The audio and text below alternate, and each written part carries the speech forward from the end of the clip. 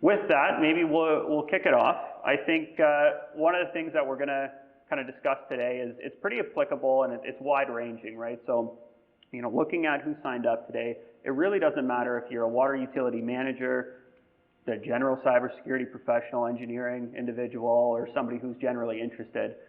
I think we're going to have a topic and some conversation that's relevant to you. Absolutely. It's melding, eh? We have an OT crowd, an IT crowd, municipal government crowd, regulatory crowd. It's a good showing. And they all get along so well. My name is John Chiapetta, so I lead our sector practice here. Nick St. Pierre is our CTO. He's joined us today to talk to us from a technical perspective. With that, maybe we'll get into it. Sure, let's do it. So, for those who may be unfamiliar with Agilicus, we are a security company. We're a cybersecurity company. What we focus on is securing your infrastructure and how users access that infrastructure. We look at things like authorization, authentication, and of course, the actual access component. So what we're going to get into today is the EPA requirements merged with some customer use cases, and we're going to blend that together with how we make all of that easy, very transparent, and something that's not a daunting task. Absolutely. Make it look easy. Make it look easy. That's your job, not so much mine. With that, from just a company perspective, really quick before we get into the actual webinar, because I do see a lot of unfamiliar names on here and some new faces. So from a sector perspective, we're pretty broad. Anything that you can loop, generically speaking, into critical infrastructure, as you see on this screen, we fall into. We put a sample of some logos on there. Really what that says is we work with small organizations right up to large federal bodies, all with pretty similar characteristics. Absolutely. Some large IT departments, some no IT departments. Yeah. A lot of operational technology, integrators, resellers, direct customers, large government. They all seek the same characteristics here listed above. And what it boils down to, there's systems they're responsible for. So, they're not 100% cloud-based. They have systems that they are required to be responsible for. There's usually a mix of users, managed users, unmanaged users, employees, vendors that need access to those systems or resources. And then, as we all know, it's not just modern environments. It's a mix of legacy environments, some that can't even be patched or upgraded. Yeah, the struggle is to make them all equal, right, from a security posture. And so that's kind of where we play. That's our customer base and a lot of the use cases that we see. With that, what I'd like to do is frame the webinar today and what we're going to be discussing. Yeah, so we'll talk a lot about EPA, right? Some of the regulations, some of the assessments that are coming down, doing cybersecurity review. The reality is we've lived and we'll look at historically for a long time with our OT network completely detached, isolated, secure, living in its own isolation. The reality now is with cybersecurity infrastructure, these tend to be a lot more connected. There's a lot more interaction with the IT network. Understanding the strategies that we can propose for compliance, for governance, for risk management there. And we'll highlight some very specific customers and how they've approached this. And throughout the webinar, we'll pause from time if you have QA questions here in the chat. We can steer the discussion that way as well. But it's very important here to understand regulatory overview, cybersecurity review, your compliance strategy, what's called an IT or security or the GRC approach there. So welcome aboard. Let's do this. And we're going to wrap it all together. So it's important to understand what the evolution of these regulations are, what they mean to you today, what it means if you're not compliant to these, and then how to implement those in a way that it's not going to break the bank, it's not going to take months to do, and it's not going to take a major rework of your entire environment. So that's what we're hoping to achieve. What I want to do is frame that a little bit with this statement I like to put out there, which I think generally we would all agree with, but in the space that we work in, it's more or less a question. Yeah, this is good, but we don't have budgets, we don't have this, so it's interesting, right? Cybersecurity is essential for public water systems. So we're going to try to convince you that that is true today, and it's no longer a question. It's more or less what do you have in place, and how can you better prepare for the future? Absolutely, especially in the last few years, with very high profile public water systems having some compromising events in their network, and this becomes very highly publicized. EPA steps in and we are here today. And with that, the EPA certainly thinks so. So we've seen a few things come from their direction over the last few years. The most recent one was on March 3rd, 2023, this year. It was a memorandum that came out, and it said that every sanitary survey that's done now has to have a cybersecurity component. Specifically, you have to evaluate the cybersecurity of your operational technology. This was in response to a lot of public water systems. Even though they've invested in certain infrastructure and certain security components, the reality is they're still at risk to cyber attacks. It's a mix between a failure to adopt basic cybersecurity best practices, which we'll discuss. It's a mix between, they have a couple use cases that they're difficult to address. We're going to go into that as well. Yeah, and we really tailored the presentation around that. Even this morning, for example, on the radio on their way over, CISA released the report of the state actor or state-sponsored actor, right, with the Volt Typhoon vulnerability group that has a vulnerability in specifically, critical infrastructure. So it's extremely up to date here in understanding what the EPA is coming through. Yeah. These announcements keep appearing publicly. More critical infrastructure is being compromised from a cybersecurity point of view. So follow us along, and we'll look at what we and our customers are doing there. Yeah, and it's important because we've all seen the news articles over the last couple of years, whether it's in Florida or California, it's endless, right? And so what we're going to discuss today is really, how to avoid that, how to plan, how to achieve what's being presented to you, and do it in a way that aligns with not only what everybody else is aiming to do, but what's being asked from you from different agencies. But with that, maybe we'll take a step back and really ask the question of, why is this even relevant here? Why is this something that is relevant to this industry? And so when we look at it, there's a ton of public water systems in the U.S. 155,000 water systems across the U.S. 90% of Americans are supported by these systems, right? So if you have to take something out, it's not a big target. You take a few out and you do significant damage, right? That's 300 million people that are served by just a relatively small number of organizations. Yeah, and empirically, cyber threats are the #1 threat. It's not a physical threat.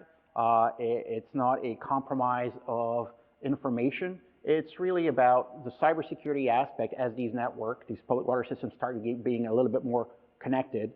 And as we get more connected from the OT perspective, we see the rise in cybercrime specifically targeting these critical infrastructure. We talk about hospitals, for example, hospital networks recently in the news. The water system is just as critical, and the exposure that this has for municipal government, from an insurance perspective, from the risk to the population, is greater than other types of networks. We also see that most of these actors coming in use a very specific vectors. They tend to use, through data breaches, either lost credentials, shared credentials, or phishing attempts, for example, but they're typically done not by exploiting a zero-day vulnerability in codes, because OT network tends to be very specific and niche, but we see credentials being used to access these facilities. So lost laptop, shared credentials, nefarious actors, disgruntled employees, for example. Yeah, and what you have to worry about is getting so much broader. It's not just your employees. You now have vendors, sometimes numerous vendors. The case study that we're going to go into, I went to the next slide. The case study that we're going to go into, they had upwards of 200 vendors that needed access, right? That's not the number of users, that's the number of organizations that they work with, right? So how do you ensure that the users from those 200 vendors are accessing your network, supporting your network in a safe way, right? So why are we seeing these regulations? All of those variables mixed with the fact that while the Flint incident wasn't a cybersecurity incident, that's an outcome of what could happen from a cybersecurity incident, right? So there are serious impacts, and so that's why we are seeing these regulations come in and come in so quickly. Yeah, absolutely. And so with that, what we're going to cover is a regulatory overview. That's basically the first step here. Regulations evolved over time, right? This isn't something new. We've slowly been seeing these cybersecurity regulations in this space for upwards of 30 years now at this point. So we're gonna go through that, and then we're gonna branch into what are the new requirements for public sector and public water systems specifically. What are the key provisions that you have to worry about? There's this new concept called zero trust that we've been seeing more and more in the last few years, and then ultimately we're now seeing this in some of the biggest standards, regulations, certificates that are all relevant to this industry, right? And so pair this, all these new things with limited budgets. Upgrades are typically done on an as-needed basis. It's difficult to have proper security. So we're going to go through a plan today in terms of how can you prepare for that, how can you get that in place and do it in a way that fits the budget, fits the timeline, and fits the regulations that are coming down in compliance. So to kick it off, A bit of history? a bit of history. All right. So most of you are familiar with industrial control systems. The Purdue model that evolved out of the late 90s, giving us a demarcation zone, a DMZ, right, where we have our OT layers. We've operated for a very long time in a completely separate manner from the IT network. Air gap, fully disconnected, that's the ultimate security, low risk of cyber attack. It does have its own advantages that way, being air gap, but it does pose its own little issues with keeping software updated. And 20, 30 years ago, that was easy to do. Absolutely, right? There was no internet connectivity on these sites. And moreover, a lot of the operating systems that we would use back then, and think NT 3.1 or Windows NT, did not really have this online update. You waited for disk updates and you just put it in, or you put your CD-ROM to get to the latest version. You didn't have a always connected requirement to update cryptography suites or ciphers and certificates and so on. Post 9/11, world changes, right? We have now cybersecurity requirements, vulnerability assessments, and governance being introduced. We go to the late 2000s, early 2010s. We see a lot more cloud-based services coming out, a little bit more of integration between OT and IT networks. Now it's not just segmented or very specific traversals of IT network. They're becoming a little bit more integrated, more threats, more surfaces from a security perspective, and that leads to the Obama administration signing in the infrastructure cybersecurity executive order. Yeah, and that's in that time period. I mean, if we look at that from 2001 to mid-2010s, we see a lot of things happen. There's acts that came in place to protect safe and reliable drinking water. The Obama administration improving cybersecurity, critical infrastructure cybersecurity. There's a lot of things that are put in place to set the groundwork. Ultimately, we see in the coming years that it's not necessarily enough, right? Since 2018, 2015 kind of range, cybersecurity attacks have gone almost through the roof in this sector alone. And they've changed a lot, right? Cybersecurity attacks used to be someone defacing your website. Because of the criticality of public water systems, now we see crypto locks, ransomware, things that are very time sensitive. And if you're running a water utility, you have to act. You don't have the freedom to wait days and days and days to get your data back. You absolutely have to act immediately. And that's caused a lot of high profile cyber attacks on critical infrastructure. We talk about education network, hospital networks, but more critically and more high profile public water systems that were compromised due to the nature and evolving of the operating system, the cloudification, networks needed to be interconnected. And I think, if we just think of it from a practical perspective, I don't know, for the last 5 years, all I've heard is the next world war is going to be over fresh water, right? And so this is our fresh water and how it's delivered to the system. So it's a real concern. And a consequence of that, we see the EPA, which used to be environmental protection, now dabbling in cybersecurity. So we have CISA, but also requirements now directly from EPA on best practices for cybersecurity. So we're seeing a total recognition of that shift in the threat actors and the threat types that are done on the public utilities. Yeah, and who should be concerned? All of these ones, basically all the way back from 2001s, all the acts, all the executive orders that we see, any organization that supports more than roughly 3,000 people are the ones who need to be consciously aware of introducing different cybersecurity elements into their assessments, into their reviews, into their sanitary surveys. Yeah. And that ultimately culminated into what we've seen 2021 and beyond, which is the EPA, as you mentioned, and other agencies now starting to require very specific things, including the most recent executive order on this. Yeah, and if anything for the audience, right, from a cybersecurity assessment and the effort into deploying it, these threat actors don't waste time when they find it difficult to get into a system, because they know they can move on to another one that may have no barriers to compromise. So the threat actors move from target to target very quickly.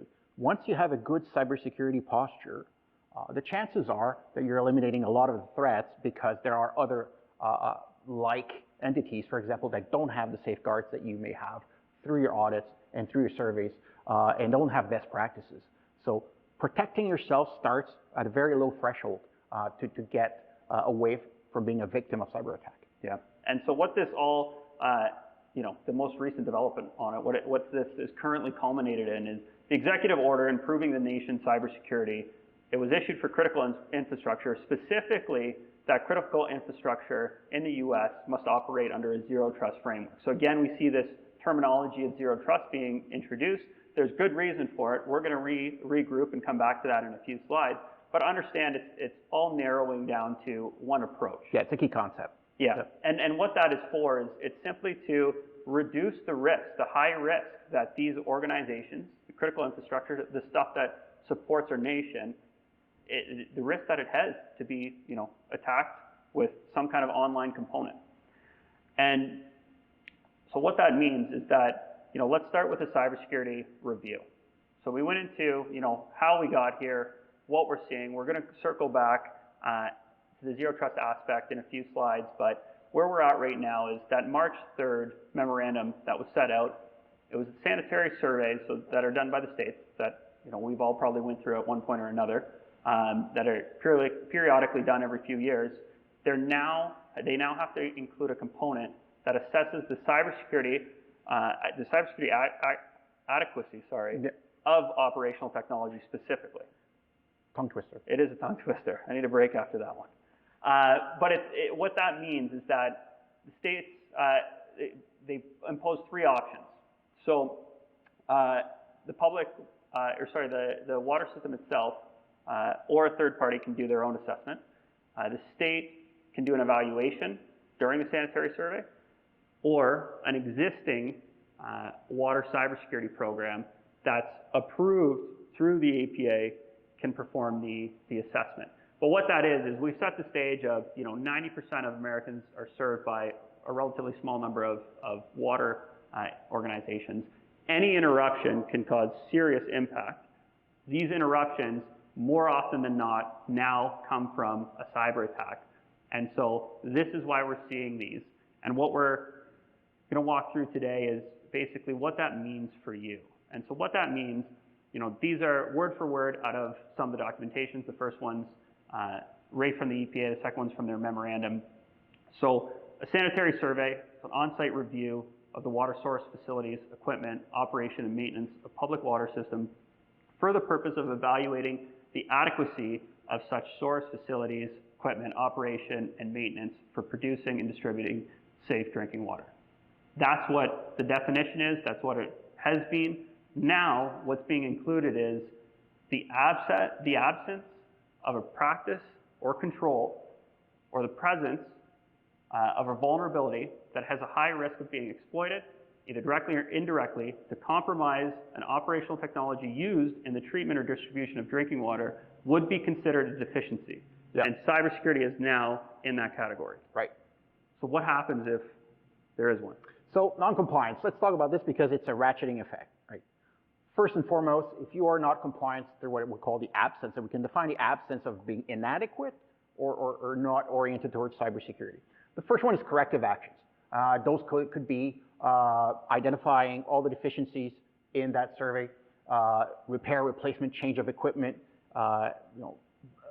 meeting new requirements from a compliance perspective.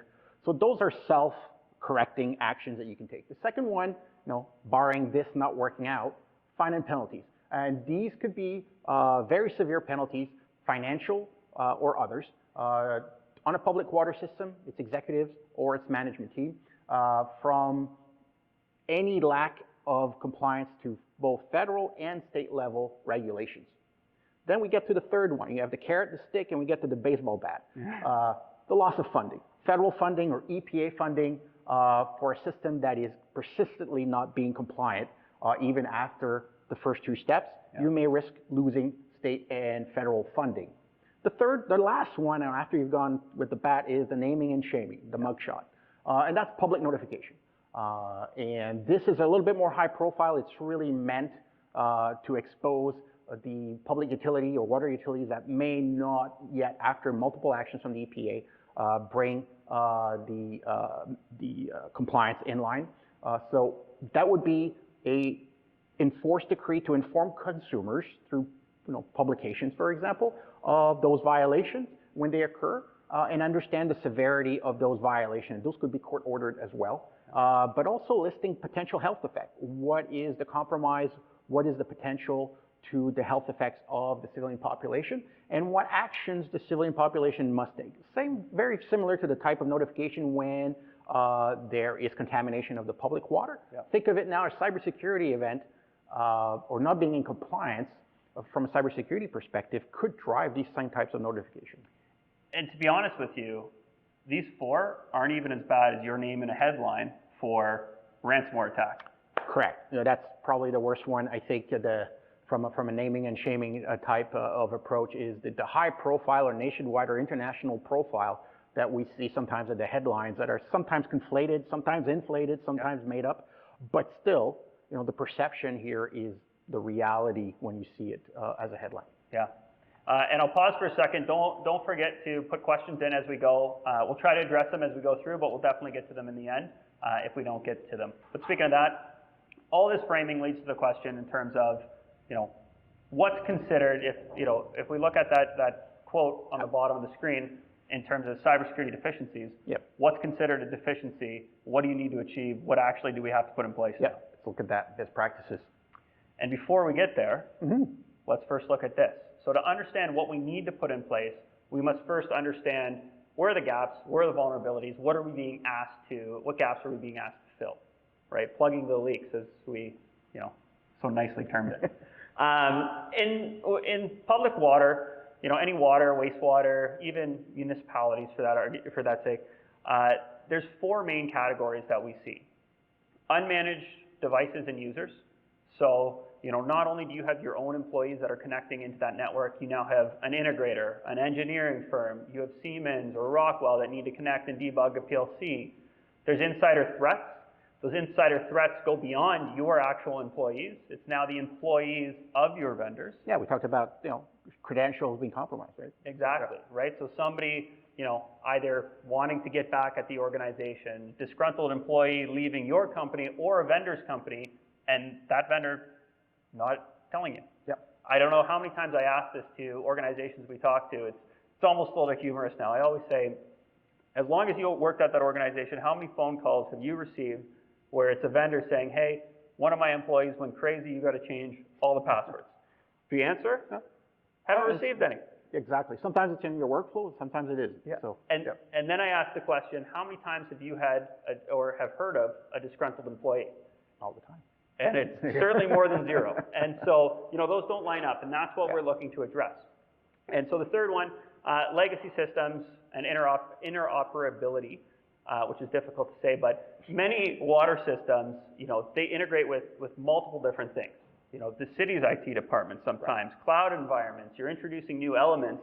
And so as soon as you have two things that are trying to be connected together, it opens the option of a vulnerability at that point. And that's a major differentiation with an IT network. In an industrial control system, we're concerned about the operational status of our devices. I have a SCADA or I have an industrial application, it works in Windows 7 or works in Windows Server 2012. Don't touch it, it works, doesn't need update, it can go on for years and years. If you're air gap, that might be fine, but the reality now in the IT network, the onus is to be up to date on your patch level. That's what NIST drives, for example. So there's as we merge the two, there's a huge differentiation here happening that we find ourselves with OT devices and equipment that might be Windows NT in some cases. They're end of life, they're no longer supported. They're still up, they've been up for years, but as soon as they start interacting with other nodes or services or resources on my OT space, even my IT space, or even the cloud, for with AI or new analytics engines now being cloud-based, those equipment sometimes can't be upgraded. So we need to have an extra layer of protection there. Yeah, and it could be as simple as version mismatches. Absolutely, yeah. Right? And then the last one, remote access vulnerability. So this kind of blends across a lot of these. Oh, I think we're back. Sound's back? Yes. Oh, what a cliffhanger. And so what I was about to say before we got cut off with the sound, the last category is arguably the most important one. We covered it a little bit, but it's a remote access, right? This is something that in the last few years went from 0 to we do it all the time. And it's just because we're now supported by individuals who live hours away, who work hours away. We now have companies in Germany in some cases connecting in because they support the equipment that's on the floor. Yeah, and unfortunately, remote access has been a means to an end. Yeah. We mean to facilitate the operational level of our OT equipment. We've gone through sometimes what is the easiest to use, may not be the most secure. We don't control the devices. We no longer see the endpoint. We're unsure of the integrity of those devices being used. That becomes a challenge, managing users, managing access, managing your IT cybersecurity policies to let these services and users into your OT network. Yeah.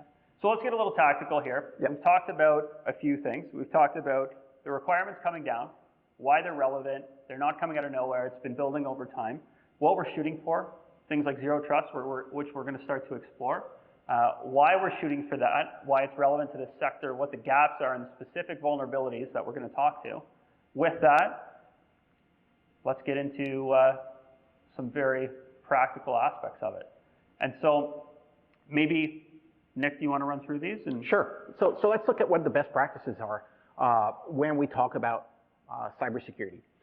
All of these things really fall under zero trust, I think, as a principle. Identity verification. We may deal with username and passwords. I don't like dealing with my username and passwords. Let's elevate the talk and let's talk about identity, who you are. So your credentials, John, Nick, show who you are. Two-factor, show who you are. Understanding that I want to give access to you, not necessarily your username and password. I need to know that your organization has access to my resources, and I need to be able to control that from an identity perspective. So we talk about customer identity access management. Let's look at that from a vendor and user perspective. And how does that relate into public water and your work specifically? It's very simple. You have users that are within your organization. You also now have users that are outside of your organization. How are you allowing those outside users to access? How are you controlling what they have access to? Yeah, I mean, you have contractors, you have seasonal workers, you have OT people, IT people. How do we manage these identities? And the answer right now across the board is we create a shared account. That's what we do. And what that opens up is huge risk from a perspective of, if I support Nick's company and I'm a third party, what happens if I get fired from my organization? How long until my organization tells Nick that I got fired, right? There's a gap in time there. So what you need to do is find a way, and we'll walk through that in a few slides, how to unify that so you don't have to worry about that identity piece, but you still maintain control and you get rid of the shared accounts. Least privilege access. John might need access to an HMI. I might need access to a sensor or a SCADA system. Understanding that giving access to a network, the N in VPN, sometimes gives access to lateral movement, east-west. Let's talk about the means to an end. We want to give access to an identity, to a resource. I don't want to give John access to a network. I want to give him access to a service or a resource on that network. I want to give him the minimum amount of permission for him to accomplish his task and his work in a productive manner. I don't need to give maybe John write access to everything or clicking on everything or access to all the software suite in my industrial network. John doesn't need 100% access. I don't need 100% access. We should be able to give the least amount of privilege to a user very easily so that they can accomplish their task on the industrial control system. When you go to a hotel, do you get a card that can access any room in the hotel? Hopefully not. Never tried. Hopefully not. You want to go to a hotel that you get a card where you only have access to your door, and you need to take that concept and apply it to your network. That vendor from Siemens does not need access to your entire network. They need access to one specific thing, lock them to that thing. Yeah, so we elevate from the VPN. Perfect. Micro-segmentation. I think this is taken care of and well described in an OT network. We have a Purdue model. We understand our zones, our industrial zones. The micro-segmentation on an IT network might be VLAN-based segmentation, Ethernet segmentations, but it's really about ensuring the location of the network as their own layers of defense. We talk about the perimeter. Perimeter is gone in the cloud. We have many perimeters in the ICS, in industrial control systems. Understanding that access to a resource doesn't necessarily have to traverse layers of defense. Yeah. Zero trust sort of muddies that a little bit in that every single transaction has its own layer of defense. Everything is done in isolation, even within our industrial control zones. We may have access to an HMI, we may not have access to the one sitting right beside it. Understanding the isolation of our network is very important at that level. Yeah, and I think that bleeds into the next point. Yes, so monitoring and logging, or what I call auditing or GRC, governance, risk management, compliance. I have evidence of who's doing what and when. John's mentioned shared credentials. I have a contractor, one of 20 people might be coming in, not the best of practices, but I have one login for all of them. Yeah. What can I do? Well, I can implement MFA. Even though the credential is shared, they still need their identity, step one, to come in. So now when contractor one is actually John coming in, not only do I know that contractor one came in with his shared credential, but I know that it's John. Why? Because I verified the identity of John before he was able to share that credential. I want to know at any given time who did what and when. I have an audit. I have a non-repudiated identity, because it could be confirmed through, for example, your Active Directory or your corporate email account. But I have evidence at a granular level of all the steps that I have there in 1, 2, and 3. And this is important because it's a proactive step that protects you later on. If something were to happen, or more importantly, if you didn't know if something were to happen, this gives you a complete log of, did something happen? Okay, yep. To what extent? Yep. Did somebody leave their laptop open at Starbucks and walk away, and you don't know if somebody sat down and accessed something critical? Yep. You now have a log to check. And if you're fairly advanced in your cybersecurity policy and you use stuff like UEBA or entity behavior analysis, or you have a SIM for event management, for example, you can actually correlate these activities fairly well to understand what's normal, what's abnormal from a behavior.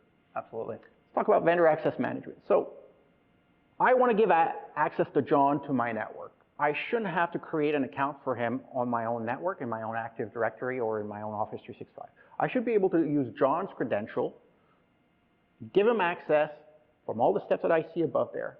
I want to monitor John. I want to segment John only to the resources that he needs. I want to give him least privileges to accomplish his task, and I want to verify him through his identity. And I don't want John to have to participate in that onboarding process.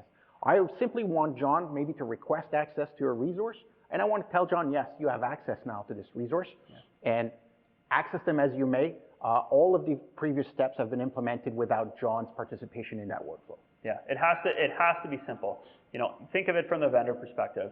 A given vendor might support hundreds of customers. If every one of those 100 customers said, you need my specific software, if you need to have this, this, and this on your device, they're going to have a different device for every single customer. It's just not scalable in the world that we work in. And so from a vendor access perspective, it has to be simple for you. You have to focus and know, how do I onboard and offboard users? It has to be, something that doesn't create a burden for you, and you have to go to an IT group just to do and get permission. It has to be simple, and you have to know that it's secure on both sides, both your side as well as the end user side. So let's relate this back. And so what we just discussed, so to bring everything together, we started with this concept of everybody is slowly pushing towards zero trust, and we're finally kind of at the tip of the arrow on do it. We looked at the vulnerabilities and gaps for this specific space. We looked at that previous slide, which I'll go back to for a second. This previous slide, what we didn't mention is these are principles within zero trust. So aligning these principles with what we previously talked about, the vulnerabilities and gaps, do you want to take a stab at how we make this relevant to water? Yeah, so in the public water system or water utilities, what we find is applying the zero trust approach gives us least privilege because there is no implicit trust, there is no perimeter. We meet regulatory compliance here, by having detailed logging and auditing. This is very useful when you have a discussion with IT. IT may see, and I see the question from Tom here, IT may require you or may have a lot of questions about how users are going to come in. You may want to give them access or stream event management to them. We can deal with insider threats. There's no lateral movement with Zero Trust. You simply have enough access to get in. The least privileged. Absolutely. And remote access vulnerability.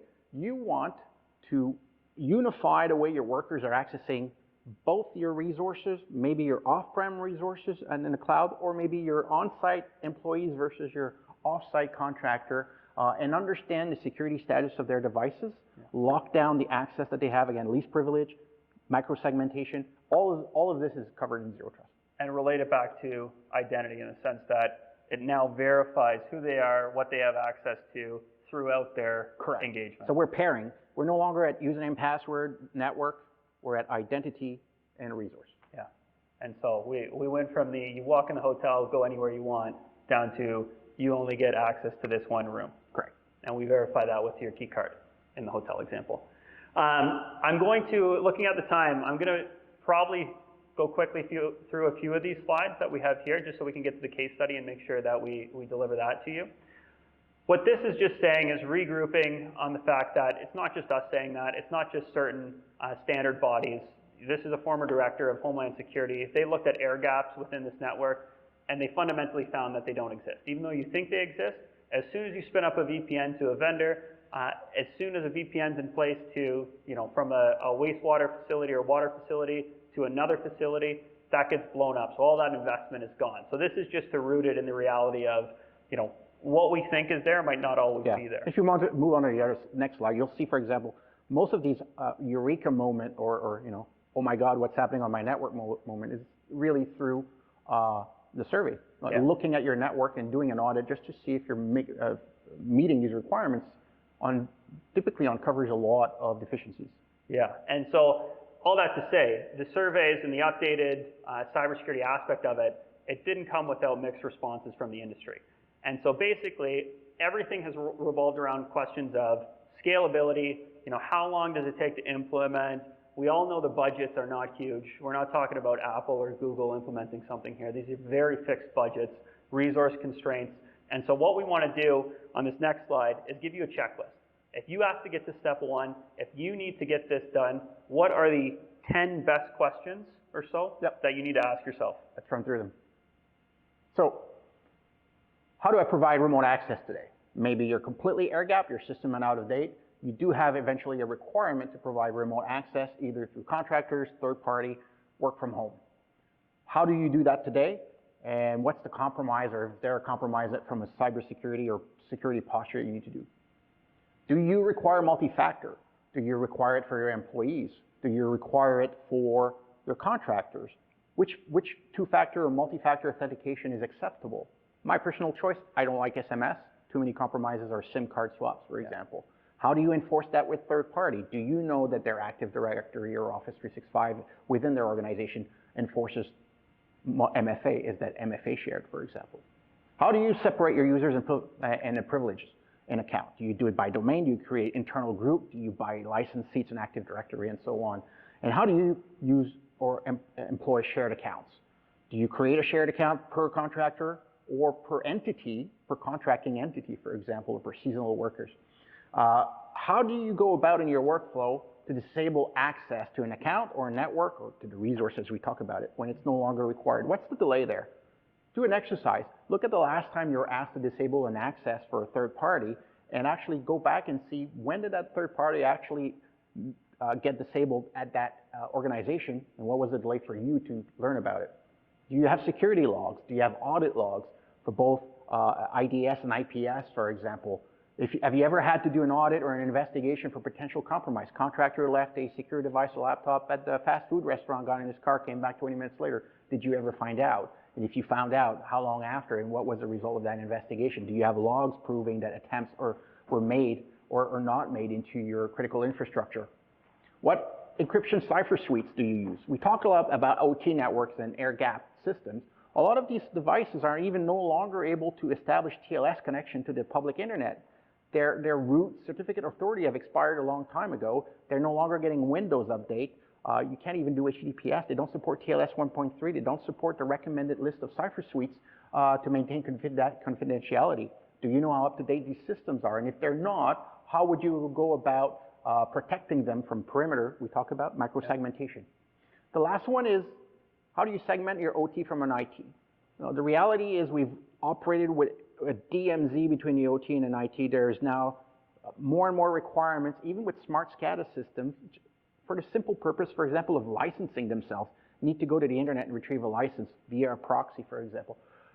How do you do an assessment of the hygiene of your security policies on that DMZ or the firewall at the IT for inbound services, for example, right?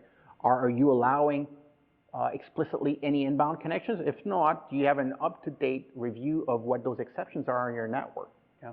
And at the end of the day, from a cybersecurity perspective, you can make the questions as simple or as complex as you want. You can go as deep as you need. What we feel is if you're trying to get to step one, if you need to get something out the door this week, these are the questions that you start with. What I'd encourage, on one of the last slides, we have, I think, at least my contact info, maybe yours.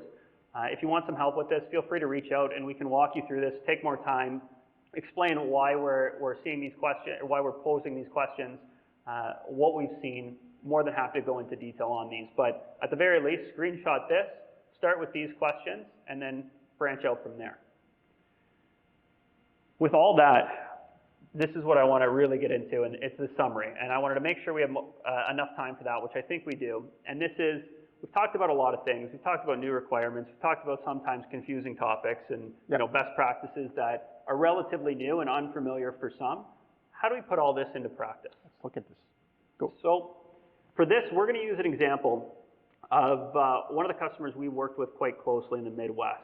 And so they came to us, actually. They wanted to tap into certain EPA-associated funding. And to do that, they were in search of a zero-trust solution. And so they said, I need a zero-trust solution for all the reasons we discussed above, but also because it was tied to funding. They wanted to get that in ASAP so they can include that funding in this year's budget. And then they had already evaluated some solutions that they were either not easy for non-technical staff to use, they weren't that scalable, they didn't cover all the use cases. A lot of these use cases have thick clients, Studio 5000, Niagara Workbench. Those are beasts to deal with in a traditional scenario. And so what we're going to run through is they actually came up with a great compliance strategy themselves. And so we're going to go through that so that you can use that and leverage that for your own initiatives. Yep. And then we'll talk about what we help them do. So let's go and run through this. So the compliance strategy they approach is really to identify the use cases. What's the specific remote monitoring, maintenance, managing of mobile and temporary workers, for example, integrating other systems from the IT infrastructure. Second was to prioritize the protection of critical assets in a network. If the assets are compromised, what is the impact and the severity of those impacts? Three, we talked about least privilege, embracing that practice. Only give enough roles to the users to accomplish their task. For a public water system, could be limiting access to control systems to a very small subset of employees. Four, multi-factor authentication. For themselves, for their contractors, having a platform that ensures that MFA is used, sometimes with a lax policy, for example, if you're within the facility, sometimes very strict policy. Every single resource you access requires MFA. Considering integration and compatibility, both from a cost perspective and time of integration. You want to do this as quickly as possible in the safest way as possible with the compliance as well.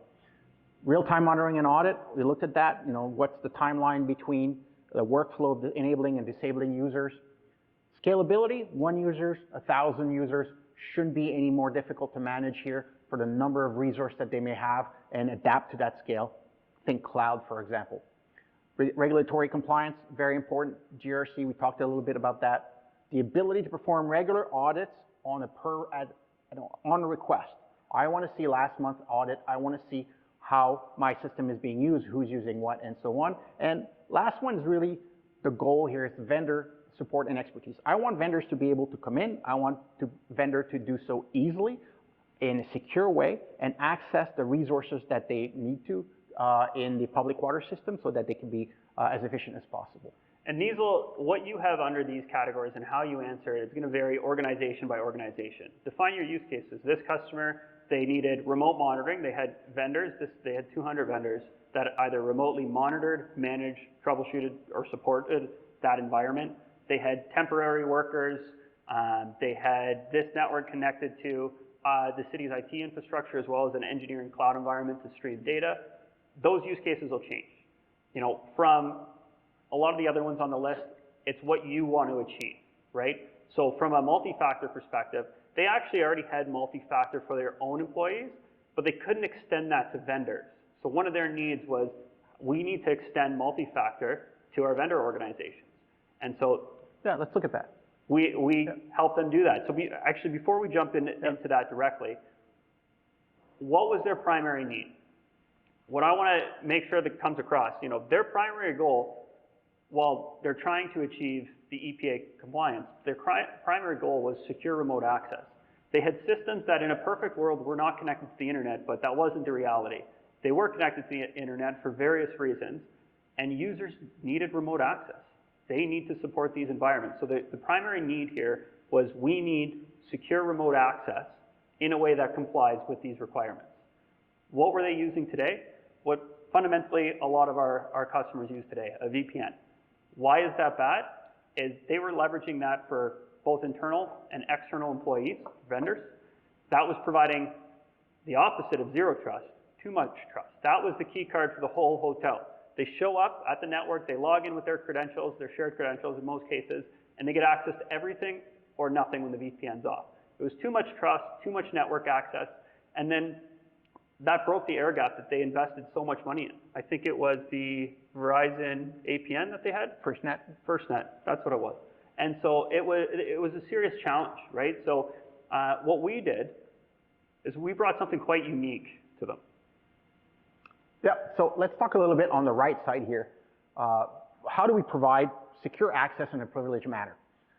We want to have a system that may sit into our OT or IT DMZ, for example, and it does a couple things that were achieved from a corporate perspective. Let's think the network side of things and how they became really good at implementing these requirements.